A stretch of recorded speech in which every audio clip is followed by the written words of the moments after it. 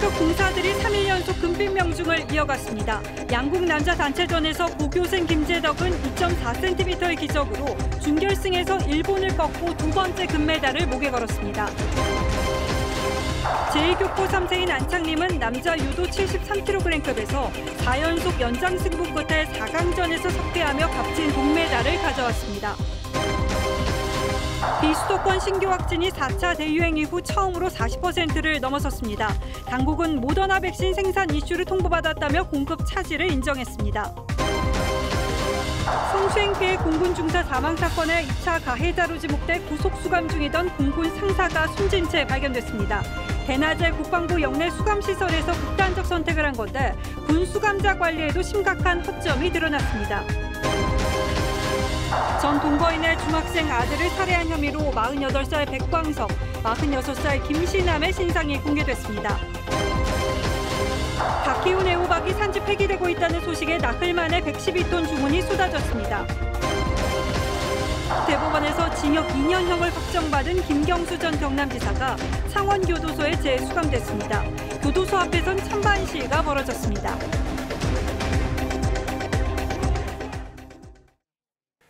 국내 코로나 상황은 좋지 않습니다. 휴일인 어제 1,318명의 확진자가 나왔는데 일요일 기준으로 최다입니다. 비수도권 확진자는 처음으로 40%를 넘었습니다. 방역당국은 델타 변이가 이미 국내에서 우세종이 됐다고 설명을 하고 있습니다. 정은혜 기자가 왜 그런지 더 설명해드리겠습니다. 대전 서구의 한 태권도장. 지난 17일 관장을 시작으로 N차 감염이 빠르게 일어나며 오늘까지 누적 확진자는 200명을 넘었습니다.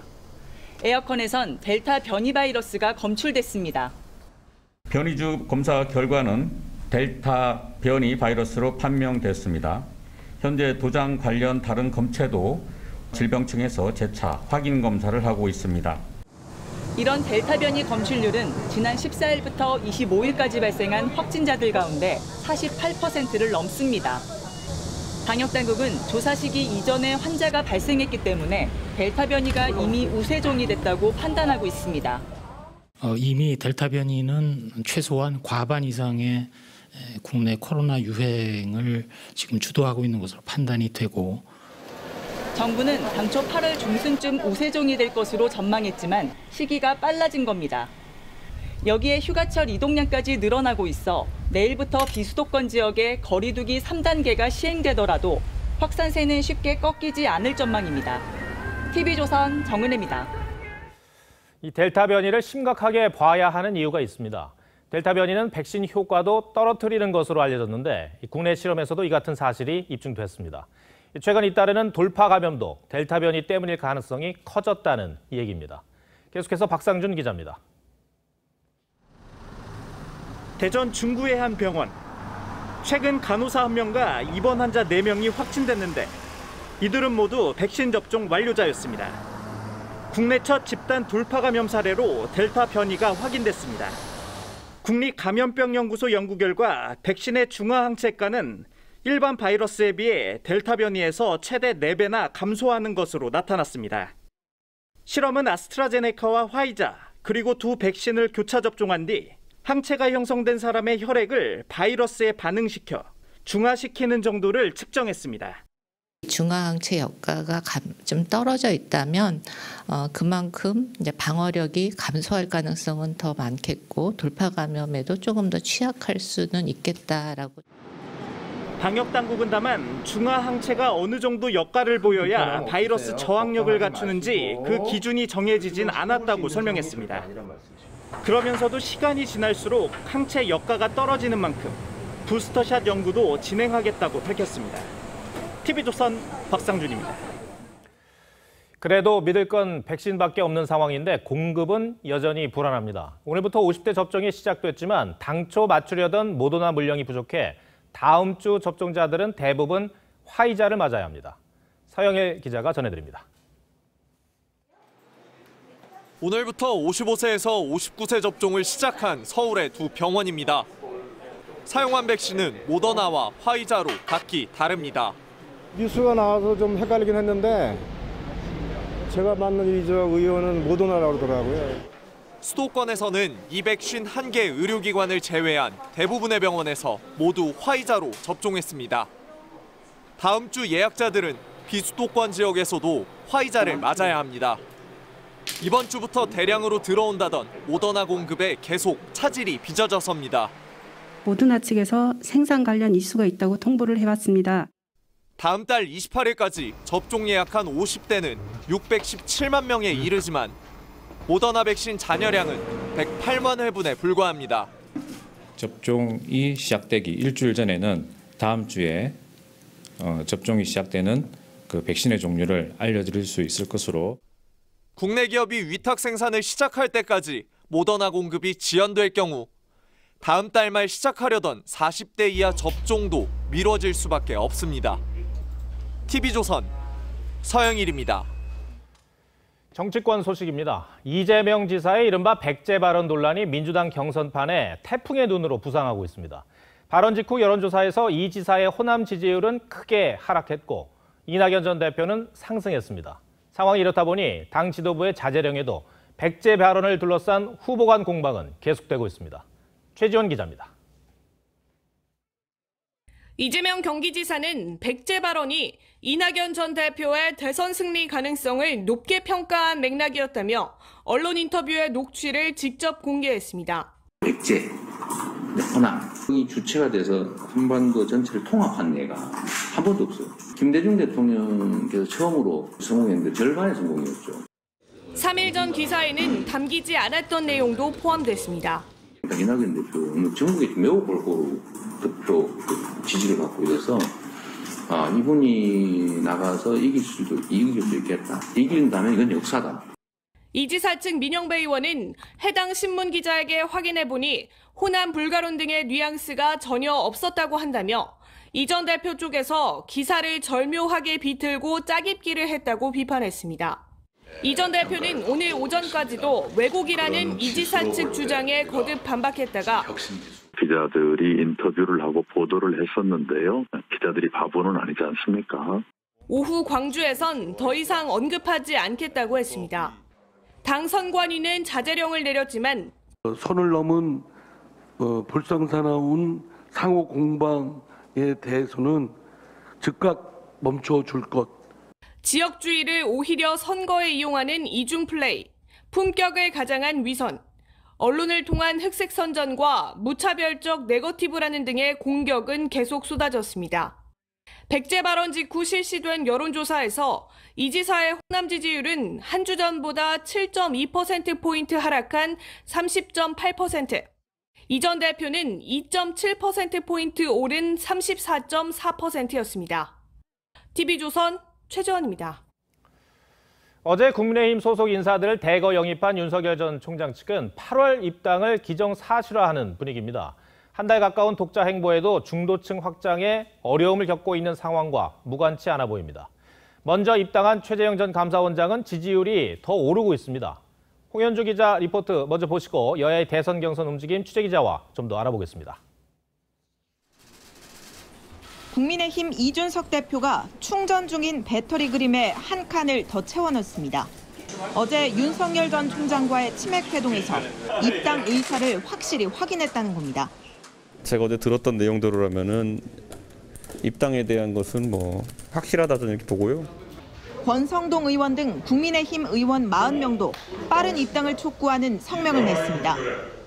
윤 전 총장의 한 측근은 통화에서 내달 10일쯤에는 대선을 치를 비전과 구상을 보여줄 것이라며 수일 내 또 다른 큰 움직임이 있을 것이라고 8월 입당을 시사했습니다. 제가 갈 길에 대해서 늦지 않게 제가 결론을 내리고 국민들께 발표하겠다고 말씀을 드렸으니까. 윤 전 총장은 후원금 계좌를 연 지 하루 만에 후원금 한도인 25억 6천여만 원을 채웠습니다. 영화배우 김부선 씨도 10만 원을 후원했습니다. 윤 전 총장은 오늘 조계종 월주 스님 연결식에서 추미애 전 장관과 조우했지만 시선을 마주치진 않았습니다. 오늘 예비 후보 등록을 한 최재형 전 감사원장은 한 여론조사에서 지지율 8.1%로 차기 주자 선호도 상위권에 올랐습니다. 최 전 원장 측은 윤석열 캠프의 당 인사 영입에 대해 정정당당하지 못하다고 견제했지만 최 전 원장 자신은 힘을 모아야 승리할 수 있다며 날을 세우진 않았습니다. 다 같이 힘을 합쳐서 정권 교체를 이루어내야 한다는 점, 이 점은 강조드리고 싶습니다. TV조선 홍현주입니다. 윤석열 전 총장이 국민의힘에 언제 입당하느냐는 이번 대선에서 중요한 변수가 될 수 있죠. 또 이재명 지사의 백제 발언을 두고 불거지고 있는 지역주의 공방도 뜨겁습니다. 스튜디오에 나와 있는 박경준 기자와 좀 더 짚어보겠습니다. 박 기자, 저희가 이제 보도를 해드릴 때 윤 전 총장이 정진석, 권성동 의원을 만났을 때만 해도 입당 여부에 확답이 없었다고 보도를 해드렸잖아요. 그러면 입당을 하는데 그 시기가 빨라지는 겁니까? 예, 어제 이준석 대표에 이어 윤 전 총장과 비공개로 회동한 김기현 원내대표 역시 저희와의 통화에서 빨리 입당할 것 같다면서 윤 전 총장 자신의 입으로 얘기했다고 했습니다. 네. 적어도 윤 전 총장을 만난 국민의힘 지도부는 8월 입당을 기정사실로 받아들이는 분위기입니다. 그 윤 전 총장이 8월 10일 전으로 입당을 할 것이다라는 보도가 나왔는데 이게 확인이 됩니까? 예, 윤 전 총장과 국민의힘 주장이 좀 다소 엇갈리는 상황입니다. 예. 국민의힘 관계자는 어제 만찬에서 8월 초중순을 윤 전 총장이 언급했다고 전했는데 윤 전 총장 캠프 측에서는 시기 언급은 없었다고 부인했습니다.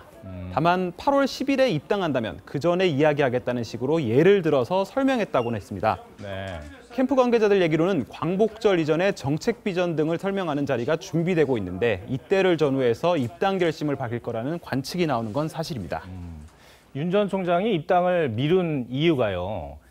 그러니까 이번 다음 대선에서 압도적인 승리를 하기 위해서 중도층 확장이라는 목표 때문이었다라는 것이 알려진 내용이잖아요. 그런데 이 기류가 좀 바뀐 이유가 뭘까요?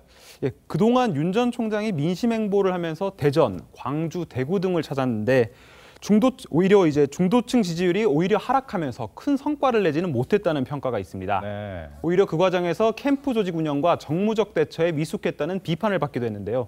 이 때문에 1호 공약 발표 등을 앞두고 국민의힘 전 의원들을 영입하면서 조직을 재정비한 거라고 보는 시각이 많습니다. 네. 특히 김종인 비대위원장과 가까운 인사들이 캠프에 합류한 걸 두고 두 사람 사이에 입당 교감이 있었다는 분석도 나오고 있습니다. 네. 박 기자, 여당 얘기도 좀 해보겠습니다. 지금 여당 내에서는 이른바 백제 발언이 정말 한창 논란이에요. 예. 이재명 지사의 발언 때문인데. 근데 이거를 이낙연 후보가 지금 확 물고 놓지 않는 그런 분위기예요. 아시는 것처럼 호남은 민주당의 본진처럼 여겨지는 곳입니다. 예. 그래서 이 지사의 백제 발언은 호남 민심을 자극할 수 있는 폭발력을 갖고 있는 건데요. 조금 전 리포트에서도 보셨지만 이재명 지사의 발언의 맥락만 놓고 보면 호남에서 대통령이 나오면 새로운 역사가 될 수 있다는 취지로 볼 수도 있지만 이낙연 전 대표 쪽에서는 일종의 승부수를 띄우고 있다고 봐야 할 것 같습니다. 네. 그도 그럴 것이 이 지사가 고향인 안동을 방문했을 때 영남 역차별론을 언급한 것과 이번 백제 발언이 같은 속내에서 나온 것이라는 게 이 전 대표 측의 관측입니다. 어찌됐건 정책이나 비전이 아니라 지역주의를 두고 두 메이저 후보가 물러서지 않고 있는 건 경선 이후에 원팀 기조를 깨트릴 수 있다는 우려가 여권 내부에서도 번지고 있는 게 사실입니다. 네. 박경준 기자 오늘 설명 잘 들었습니다.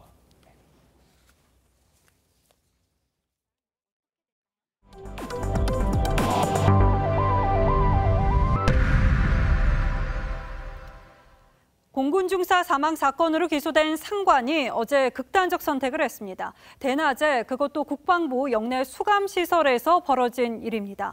애당초 성추행 사건을 은폐하려다 피해자를 극단적 상황으로 내몰았던 군이 이번엔 수감자 관리에도 실패한 겁니다. 윤동민 기자입니다. 공군 여중사 2차 가해 혐의로 구속 수감된 A 상사가 국방부 영내 구금시설 화장실에서 의식 불명 상태로 발견된 건 어제 오후 2시 55분쯤. 군은 발견 즉시 인근 민간병원으로 옮겼지만 오후 4시 22분쯤 사망했습니다. 성추행 사건을 조직적으로 은폐하려다 피해자를 죽음으로 내몬 군이 이번엔 수감자 관리에 실패한 겁니다. 민간에도 이런 일이 없는데 얼마나 군 기강이 이안이 돼 있고 엉망진창이었으면 이제 하다가 수용실에서 강압수사 부분하고 그다음에 이제 군의 수용시설하고 이건 반드시 포함시켜서. 서욱 장관은 청해부대 집단 감염 사태에 대해서도 자화자찬을 하다 국회 국방위에서 의원들의 질타를 받았습니다. 예, 성공리에 임무했습니다. 그죠? 준비를 제대로 못 시켰잖아요. 그래놓고 지금 지휘관들이 와가지고 지금 국민들한테 성공적인 작전이었다고 여기. 해엄기순, 부실급식, 여중사 사망 사건의 청해부대 사태까지 현 정부 출범 이후 군 기강 회의가 통제 불능 상황에 달했다는 지적과 함께 서욱 장관 문책론도 커지고 있습니다. 하지만 서 장관은 인사권자인 대통령이 판단할 사안이라며 스스로 물러날 생각이 없다는 걸 분명히 했습니다. TV조선 윤동빈입니다. 광화문 광장 내 세월호 기억공간 철거를 놓고 서울시와 유족 측이 마지막 시한인 오늘까지도 입장차를 좁히지 못했습니다. 이 현장에서는 유족들과 철거를 주장하는 사람들 사이에 한때 대치도 이어졌는데 철거 작업은 잠시 미뤄졌습니다만 이 서울시 측과 유족 측 주장은 바뀐 것이 없어서 절충안 마련이 쉽지 않아 보입니다. 안윤경 기자입니다. 서울시가 철거 기한으로 정했던 오늘 세월호 기억공간은 철거와 존치 주장이 팽팽하게 맞서면서 하루 종일 어수선했습니다.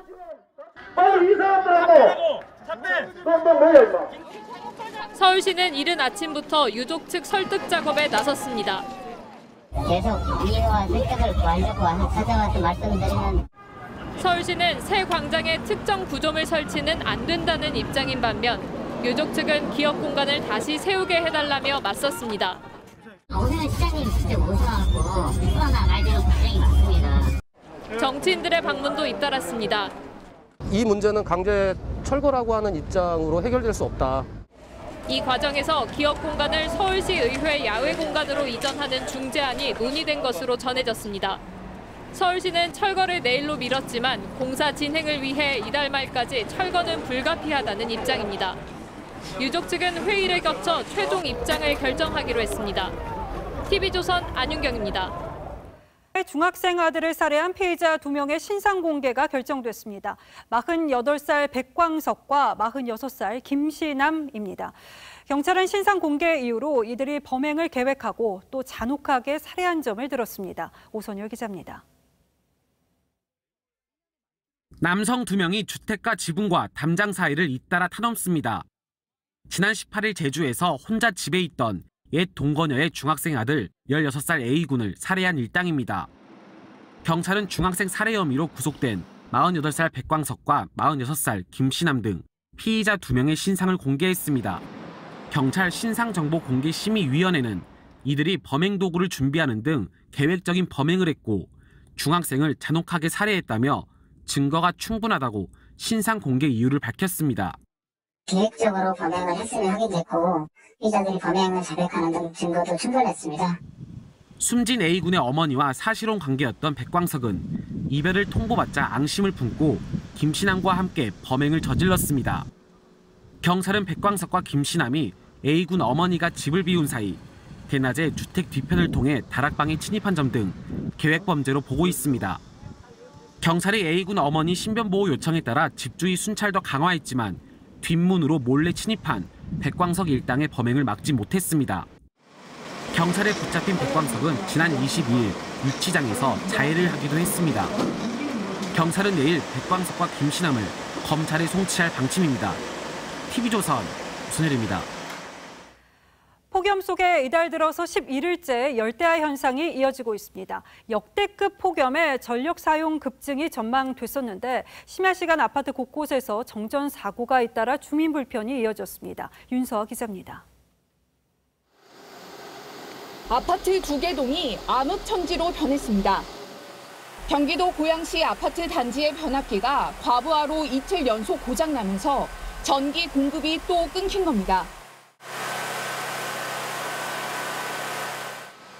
저녁 8시 30분쯤 시작된 정전 사태는 새벽 4시 55분에야 복구됐는데 밤 기온이 25도를 웃도는 열대야에 주민들은 큰 불편을 겪었습니다. 전기가 안 들어와가지고 지금 물도 안 나오는 상황이거든요. 그러니까 다음날 이제 월요일이라 출근하는 사람도 있을 텐데. 경기도 안양시 아파트에서도 심야 시간대 정전 사태를 빚었습니다. 새벽 1시 반부터 오후 3시까지 500세대가 13시간 넘게 정전된 안양의 한 아파트 변전실입니다. 전력 과부하로 손상된 노후 변압기 교체 등 복구 작업이 진행 중입니다. 복구 작업 지연으로 주민들은 한낮 폭염에도 냉방기 없이 버텨야 했습니다. 휴대폰 불빛만으로 공부를 해야 됐어요. 힘들게 집에 와서 쉬려고 하는데 에어컨도 안 나오고 선풍기도 안 나와서 좀 힘드네요. 서울 용산구에서도 어젯밤 10시 반쯤 아파트 200여 세대가 1시간 동안 정전됐습니다. 한국전력은 냉방기 사용이 늘면서 과부하 사고가 잦아지고 있다며 에어컨 사용 시간 줄이기와 노후 장비 교체 등을 당부했습니다. TV조선 윤서아입니다. 다 키운 애호박을 산지 폐기하는 일이 3년 만에 재현됐습니다. 코로나로 학교 급식 중단 등이 이어지면서 가격 폭락을 버티지 못한 건데요.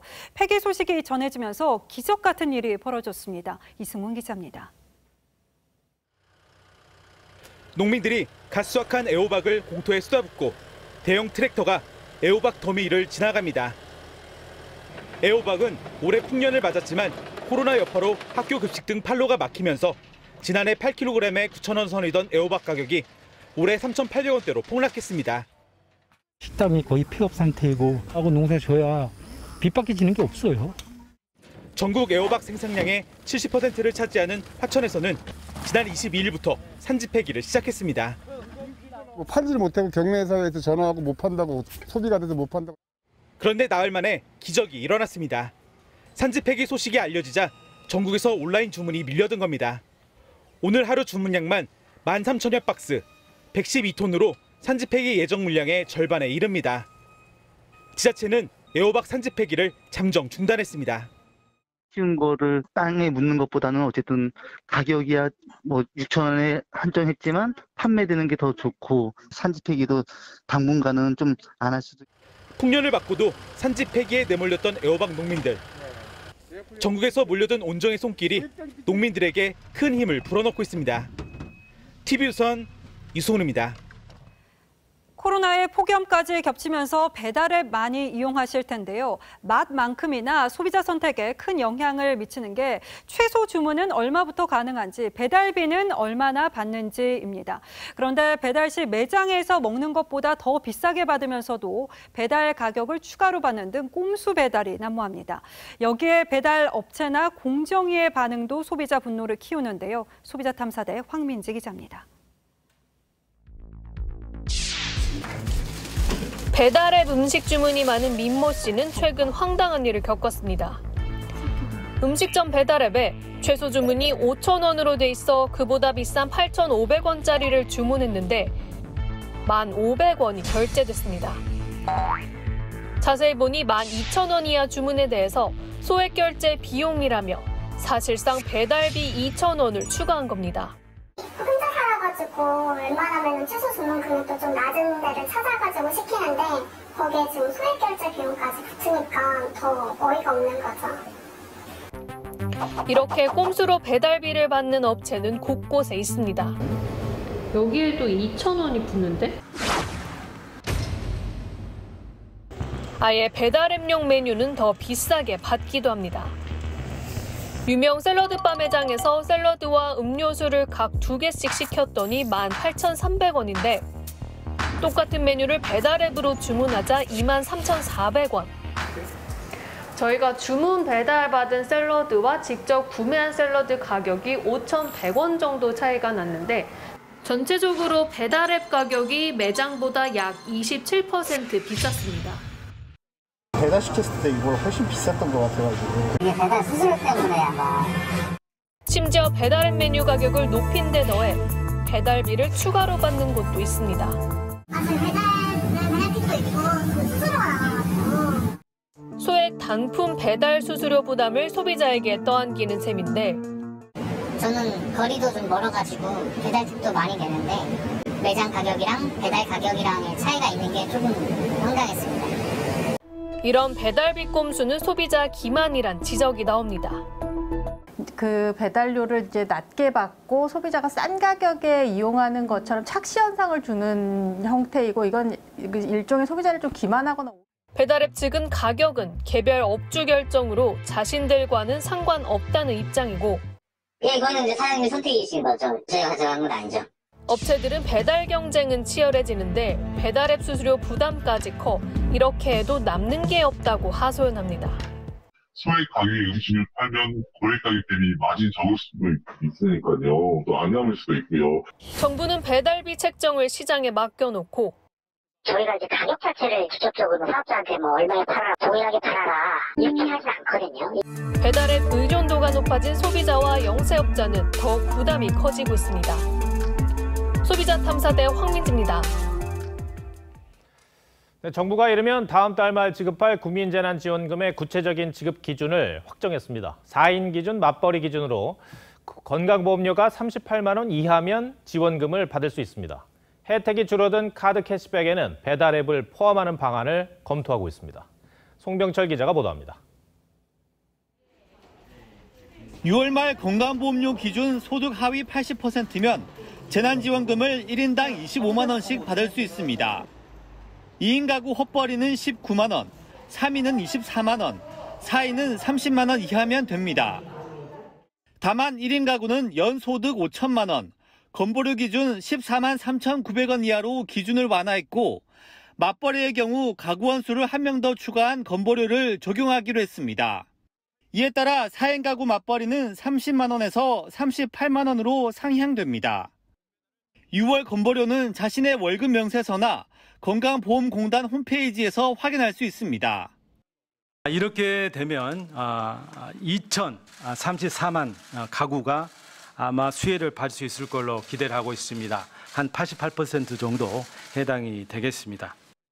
기준을 충족하더라도 20억 원이 넘는 고가주택을 소유했거나 연간 금융소득이 2천만 원이 넘는 자산가는 제외됩니다.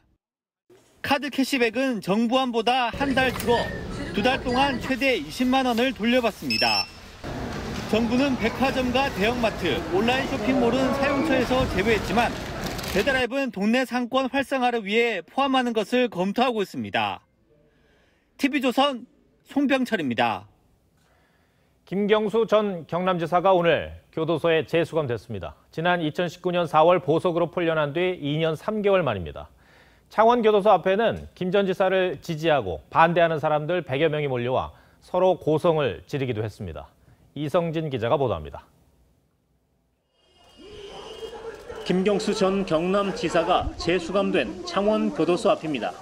김 전 지사 지지단체 100여 명이 교도소 입구에서 구호를 외칩니다.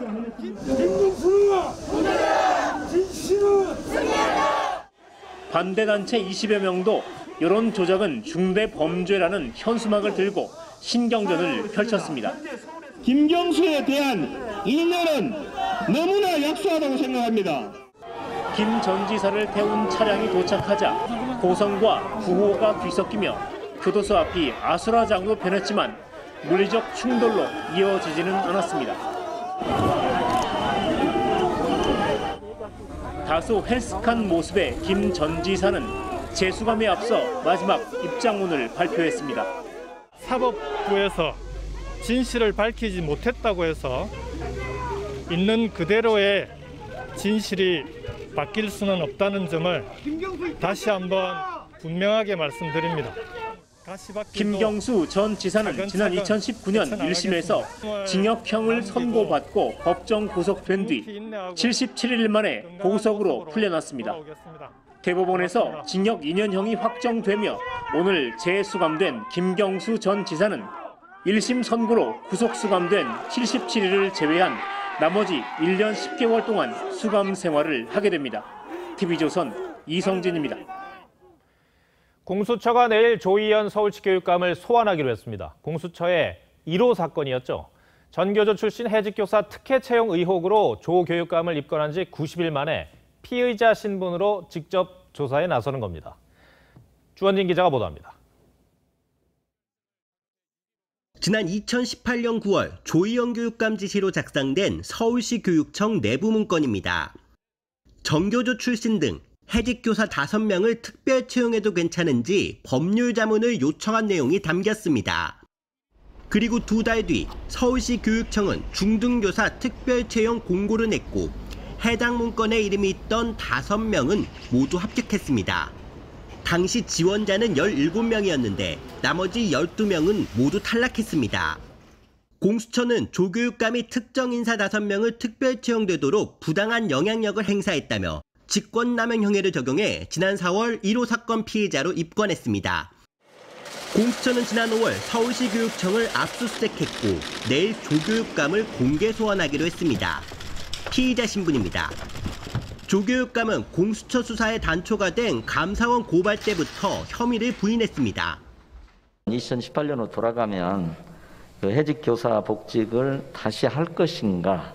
저는 해야 된다는 생각이 좀 듭니다. 제가 그래서 해고 노동자나 해직 교사나 조교육감 측은 내일 오전 출석에 앞서 구체적인 입장을 밝히겠다고 했습니다. TV조선 주원진입니다. 요즘 MZ세대 사이에서는 취테크라는 말이 생길 정도로 재테크를 취미처럼 하는 경우가 많습니다. 이들을 고객으로 끌어들이기 위해서 백화점은 금거래소를 입점시켰고 편의점은 소비자에게 주식을 줍니다. 쉽사리 상상이 안 되시죠? 류주연 기자 리포트에서 확인하시죠.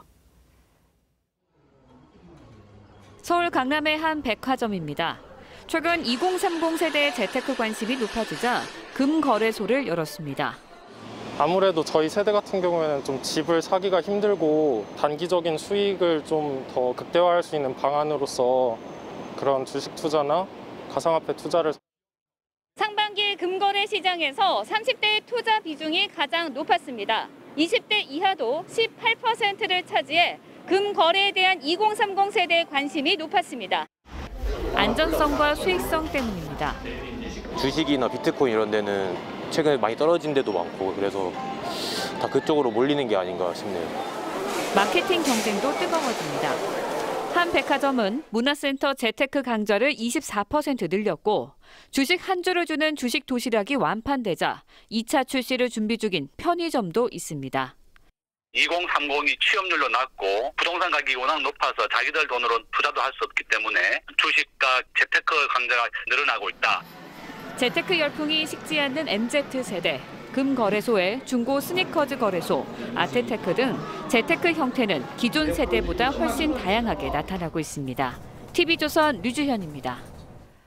네, 앞서 보셨듯 일본에도 태풍 상륙이 예보됐는데 중국에는 태풍 인파가 상륙을 해서 상하이 일대에 하루 500mm 폭우가 쏟아져서 침수 피해가 이어졌습니다. 폭우 피해는 영국과 독일, 벨기에에서도 이어졌습니다. 이유진 기자입니다. 집채만한 파도가 해안가를 덮칩니다. 논밭은 물에 잠겼습니다. 6호 태풍 인파가 중국 동부 해안 일대에 상륙했습니다. 저장성 닝보시엔 하루 500mm가 넘는 폭우가 쏟아져 주택들이 침수됐고 상하이로 오가는 열차와 여객기는 운항을 멈췄습니다. 华东地区呢，原来有13个机场受到影响，根据现在的评估，已经扩大到了18个机场。 중국은 앞서 허난성에도 폭우가 내리고 간수성을 모래 폭풍이 휩쓰는 등 기상이변이 잇따르고 있습니다. 영국 런던도 2주 만에 또 물난리가 났습니다. 3시간 동안 7월 한 달 강수량보다 많은 51mm의 비가 내려 전철역과 병원 응급실 등이 물에 잠겼습니다. 열흘 전 홍수로 큰 피해를 입은 독일과 벨기에에도 폭우가 쏟아졌습니다. 벨기에 곳곳에서 산사태까지 일어났고 Mais maintenant, on se rend compte que les inondations, en tout cas chez nous, sont de plus en plus fréquentes et de plus en plus dangereuses. 독일 남서부에서도 침수 피해가 속출했습니다. TV조선 이유진입니다.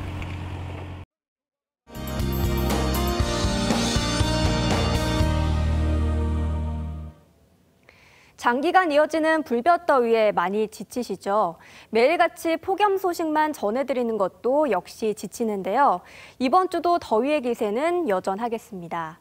주말까지 서울의 한낮 기온은 35도 안팎, 최저 기온은 26도 안팎을 유지하겠습니다.